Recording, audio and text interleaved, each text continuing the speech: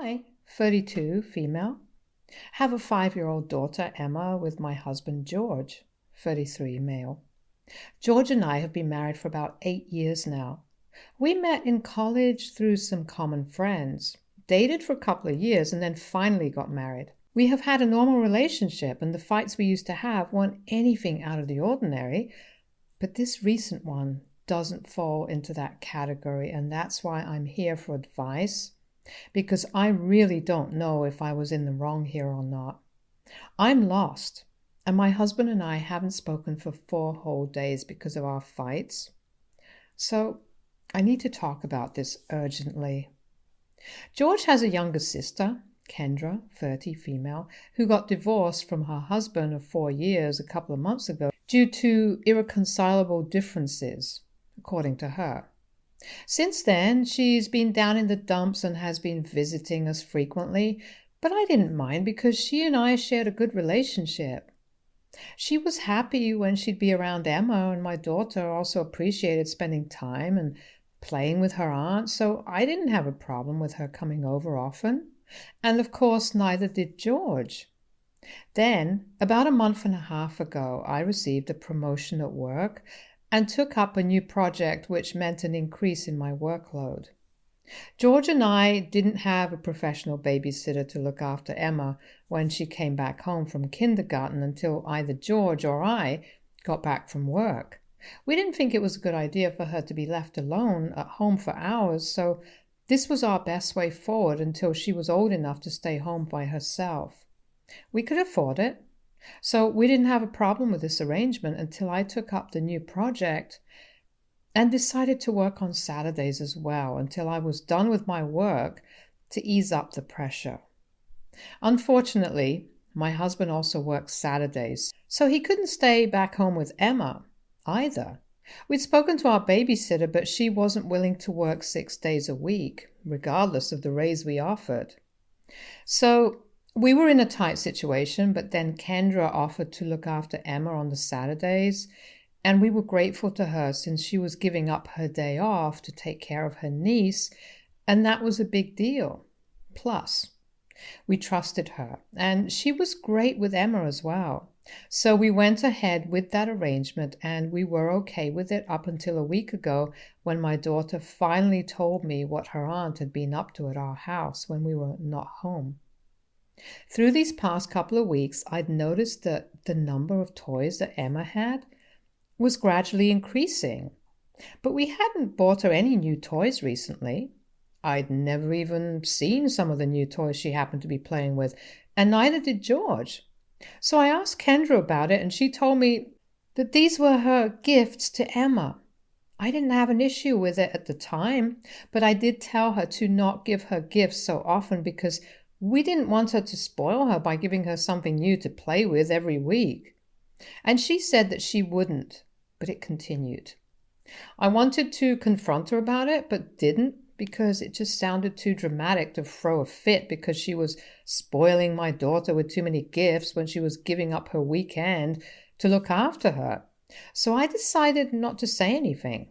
However, last week, I finally found out the reason why exactly Kendra was giving my daughter so many gifts. They weren't gifts per se, but were actually bribes for my daughter to keep her mouth shut about what Kendra was actually using my house for. And when Emma finally told me what was going on, I couldn't hold back, and I decided to report her to the police. Last week, while I was playing with my daughter, I decided to ask her about one of the toys she had. A red-haired doll for fun. It happened to be one that Kendra had given her, and when I asked Emma how she'd got a hold of this doll, she told me that Aunt Kendra had gifted her this doll so that she would keep her mouth shut about Mr. Johnny, who would come home every weekend. When she said that, I was immediately on high alert because Kendra wasn't supposed to have visitors at our house when she was by herself. Nobody was. Especially not when it was just her and Emma, because that sounded like a recipe for disaster. So I pushed my daughter to talk about it, but she refused, saying that Kendra had told her that she was not supposed to talk about this with her mommy, referring to me. And if she did tell me, Kendra would stop buying her gifts and wouldn't visit her ever again, which she didn't want. So she refused to tell me anything else. Kendra must have drilled it into her head pretty well, because it was almost impossible to get her to talk, and only after about half an hour of coaxing and cajoling did Emma finally open up about what was going on and what she'd seen. She told me that the red-haired doll was the first toy that Kendra had bought for her when she'd witnessed this Johnny guy visiting her. Emma was supposed to be napping at the time, but had been roaming around in the house because she was bored, and that's when she noticed Kendra going into our bedroom with Johnny. And when Kendra noticed Emma watching, she locked the room and told her that she'd get in trouble if she breathed a word of this to me. So she didn't say anything. And Kendra promised to buy her toys if she stayed silent, which is what she did. But now that I'd begun to uncover these secrets that she'd been keeping from me, I absolutely had to find out more, and I pushed my daughter to tell me about this man who'd been visiting. I'd already concluded that Kendra had been having an affair with some guy and had been using our house as their hookup spot. What really took me by surprise was when Emma told me that she'd seen this man in photos around our house, and I was stunned because that meant she was having an affair with someone we knew. I asked her to point out who exactly she'd seen, and she led me to a photograph that we'd kept on the mantle of us with both our families on the day of our wedding. She pointed out Jonathan, who happened to be married to one of my cousins, Irene. Irene and Jonathan weren't together anymore and had divorced very recently when she found out that he'd been cheating on her with another woman, and it all made sense when my daughter finally opened up about what Kendra had been up to. Jonathan and Irene's divorce had pretty much shocked everyone in our family since they'd been high school sweethearts and even had twin toddlers together, so for them to part ways due to infidelity was something, and neither could we have even imagined Jonathan smashing the windshield of Irene's car with a brick the day after their divorce was finalized because Irene had walked away with half of his bank balance as her divorce settlement. She hadn't pressed charges because, according to her, she was just too emotionally drained and wanted this to be over, but everyone felt that she should have. I personally felt that Jonathan was unhinged and she should have filed for a restraining order against him, but ultimately it was her choice and I couldn't say anything against it.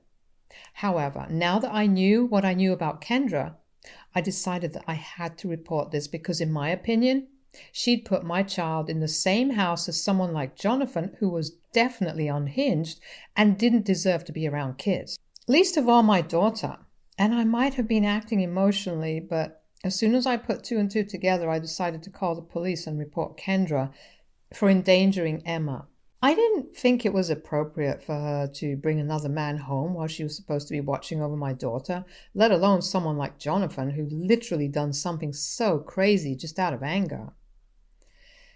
The cops did get to her, but let her off with a warning and a fine because she claimed that she had no idea what Jonathan had done in the past, which was just not possible because I myself had discussed the situation about Irene and Jonathan with her a couple of times, so I knew that she was well aware of who Jonathan was.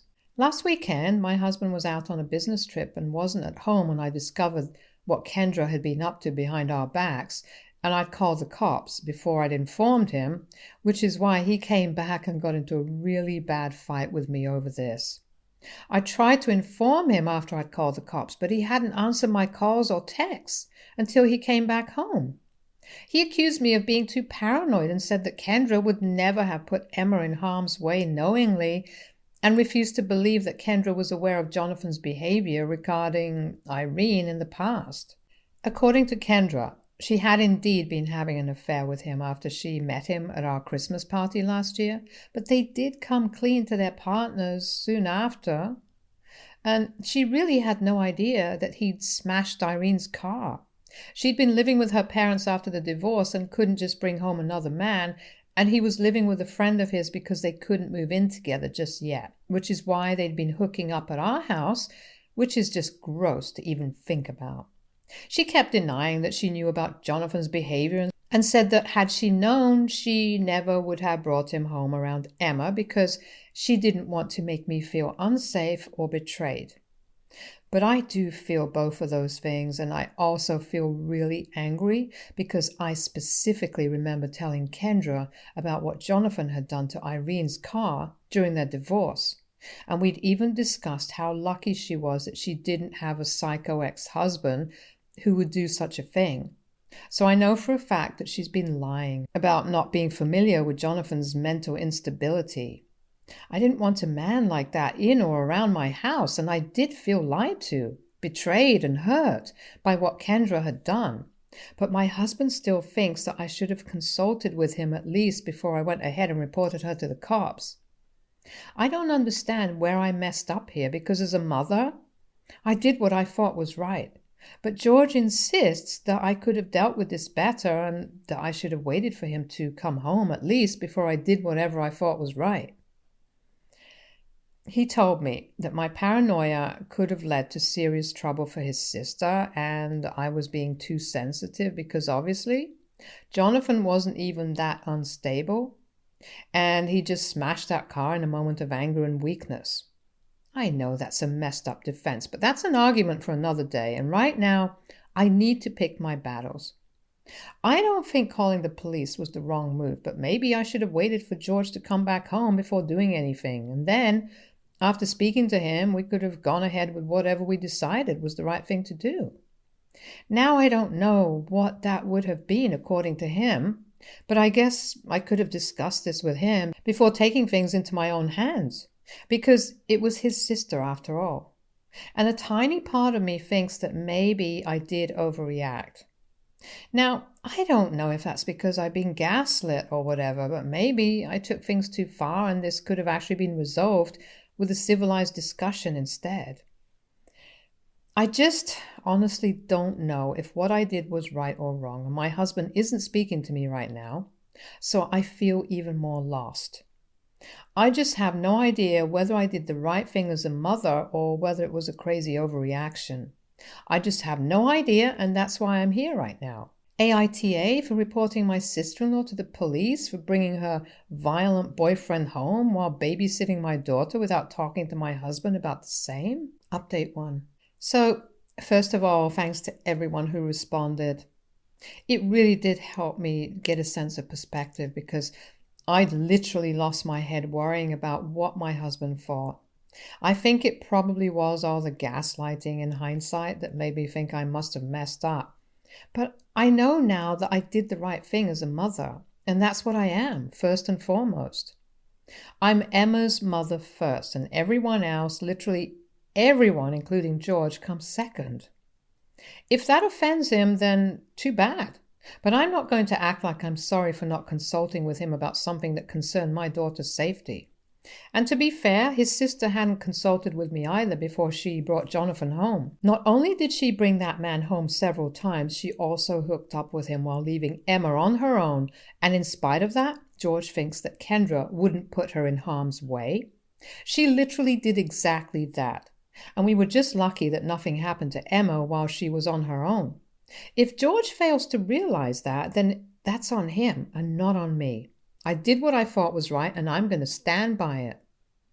I even confronted him about it a couple of days back after I went through the comments on my original post. And I think what he's mad about is that I dared to question Kendra's integrity or whatever, because to him, she's his little sister who can do no wrong. This is just so ridiculous because she's actually a 30-year-old woman who knew full well what she was up to and lied to us for weeks and even bribed my 5-year-old daughter just so she could mess around with her boyfriend. George has been fighting with me over this, and I guess this is the hill he's going to choose to die on by the looks of it, because he's absolutely not ready to accept that maybe Kendra was in the wrong here and insists that I'm the one who's overreacting, because at the end of the day, our daughter's safe. She's safe now, but there was a very real chance that if we'd continue to entrust her with this responsibility, then maybe our daughter would have suffered. I don't know how exactly, but I could tell him about 1,000 ways things could have gone south because of Kendra's irresponsible and frankly disgusting behavior. But he's just not ready to even hear anything against his sister.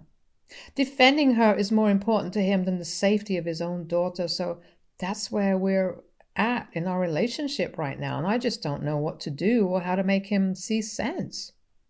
He still refuses to engage in a civil discussion with me until I apologize to Kendra for reporting her, which is never going to happen.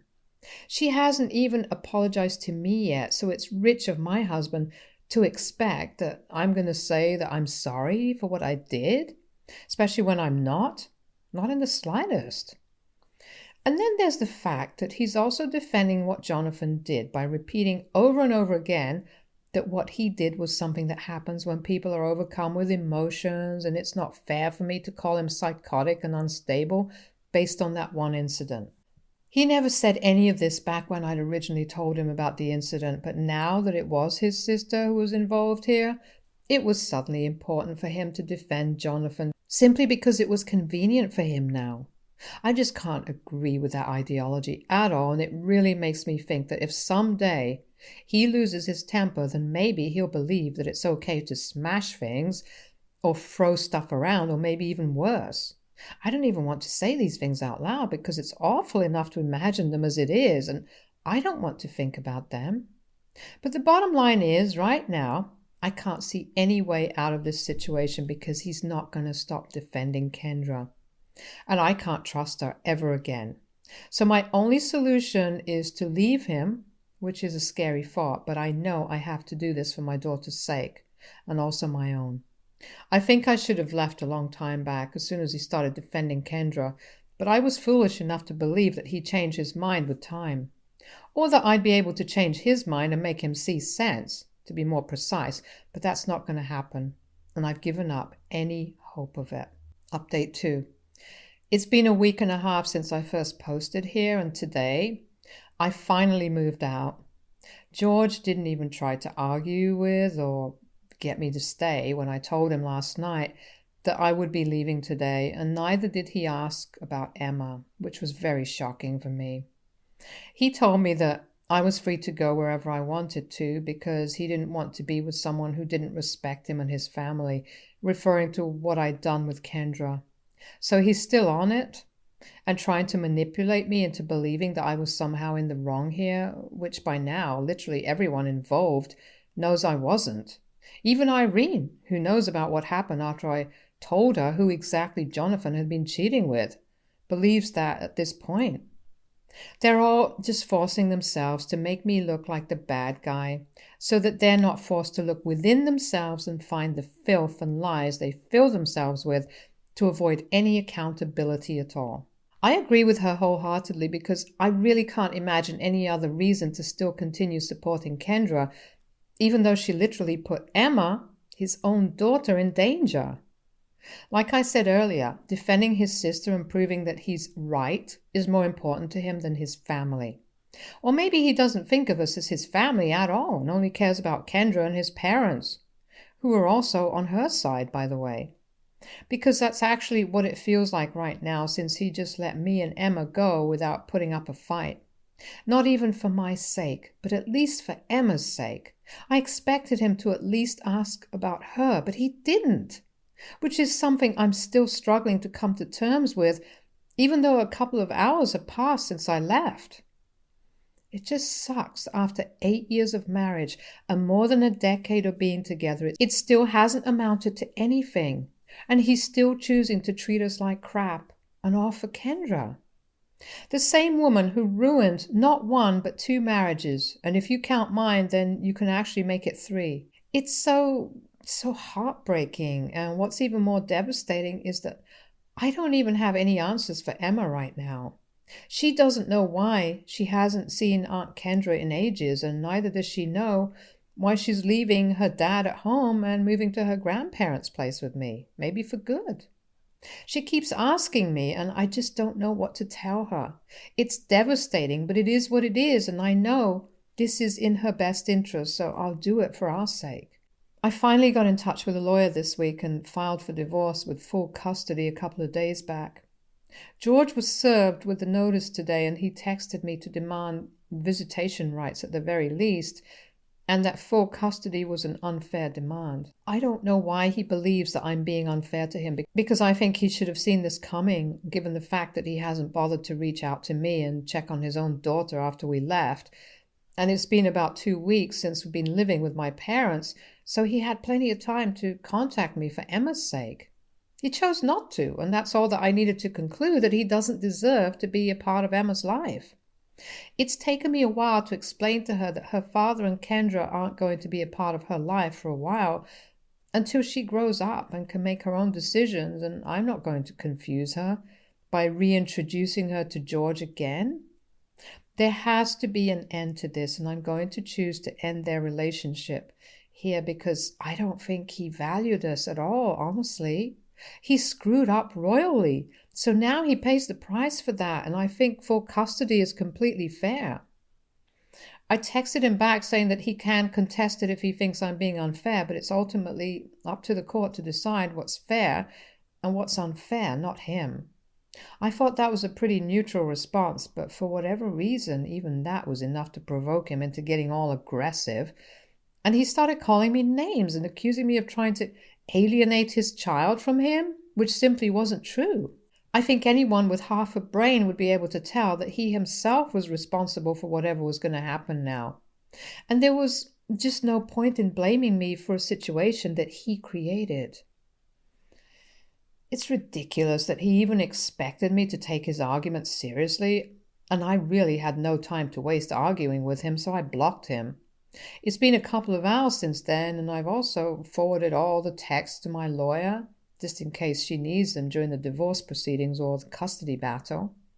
I've been trying to balance work and spending time with my daughter after I moved out, and have delegated my work to other employees instead of trying to manage everything on my own, which I guess was my biggest flaw. But my daughter is my top priority right now, and I don't want to delegate that job to anyone anymore. I've learned my lesson now. LOL. Update 4. Hi. So it's been a few months. Lots of things have happened since my last update.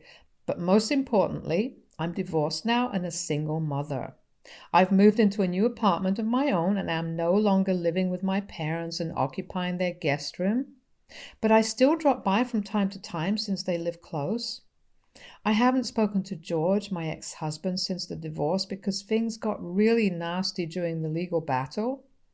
I don't want to get into that because it isn't relevant, but there was a lot of public mudslinging that his family indulged in for the most part. Kind of sad since we were all really close at some point, but I can't say I'm surprised at their behavior. I knew it was going to happen, the change in their behavior, and it was only a matter of when. At least my daughter and I are doing better now, so I guess that's something. I'm happy that things are working out now, and I'm slowly but surely getting used to being on my own now and coming to terms with my life. It isn't going to be easy hereafter, but I'm so ready for whatever challenges life throws at me now. Stay tuned for more stories from our girl relationships.